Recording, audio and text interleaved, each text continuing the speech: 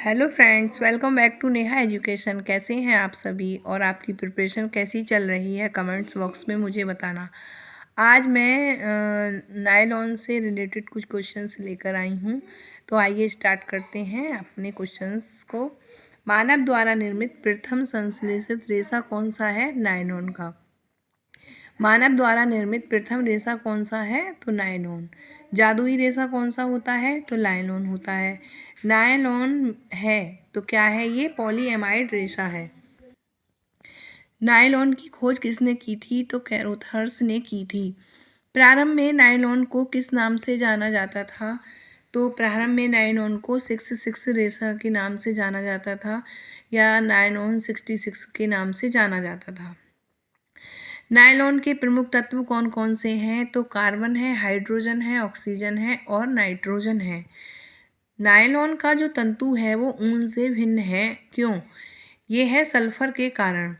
ऊन में सल्फर का कितना प्रतिशत होता है? तो 4% इसका होता है। नायलॉन में कच्चे पदार्थ कौन कौन से होते हैं? तो नायलॉन में जो कच्चे पदार्थ होते हैं वो कोयला है, पेट्रोलियम है और अनाज के छिलके। नायलॉन है तो ताप शून्य में होता है। ये थर्मोप्लास्टिक रेशा भी होता है। ये नायलॉन के तंतु के प्रकार कितने हैं?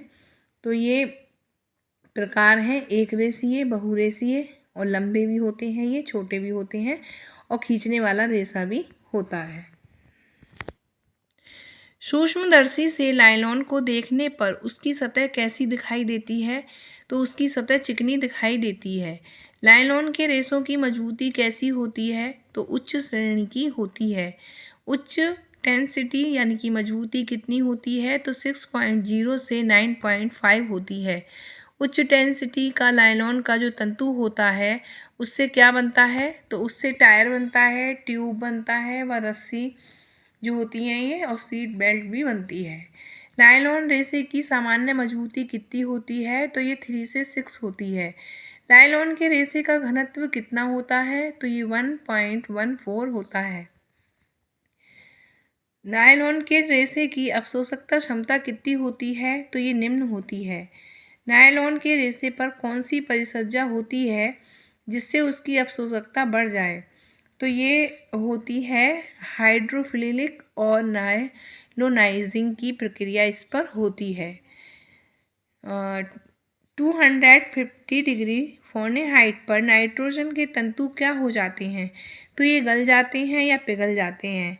नायलॉन के तंतु जब गल जाते हैं तब इसकी राख कैसी होती है? तो कड़े दाने की तरह होती है। नायलॉन के तंतु कैसे होते हैं? तो ये सिकुड़न अवरोधी होते हैं।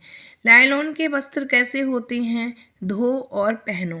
नायलॉन के वस्त्र पर कोई प्रभाव नहीं पड़ता, क्षार का प्रभाव नहीं पड़ता। नायलॉन के तंतु के लिए उत्तम व्यंजक है तो हाइड्रोजन परऑक्साइड है। नायलॉन के अन्य नाम बताइए। ये बार बार आता है क्वेश्चन, तो इसके जो नेम है वो हैं धो और पहनो, ताप शून्य में संश्लेषित, जादुई रेशा और जीवन सुगममय रेशा। नायलॉन में जो होता है 100% केमिकल का बना होता है। 7 से 8 गुना किस रेशे को खींचा जा सकता है? तो नायलॉन को खींचा जाता है। नायलॉन सबसे पहले कहाँ बना, इसकी उत्पत्ति या निर्माण कहाँ हुआ?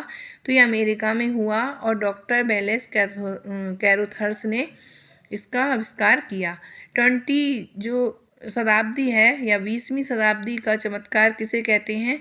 तो नायलॉन को कहते हैं। ये आपके हो गए 30 क्वेश्चन 4 मिनट्स में। तो आप इनको लर्न कीजिएगा और अपनी प्रिपरेशन को बेहतर कीजिएगा। यदि मेरी वीडियो आपको हेल्पफुल लगती है तो लाइक कीजिएगा, शेयर कीजिएगा और मेरे चैनल को सब्सक्राइब कीजिएगा। Thank you. मिलते हैं नेक्स्ट वीडियो में। Bye, take care.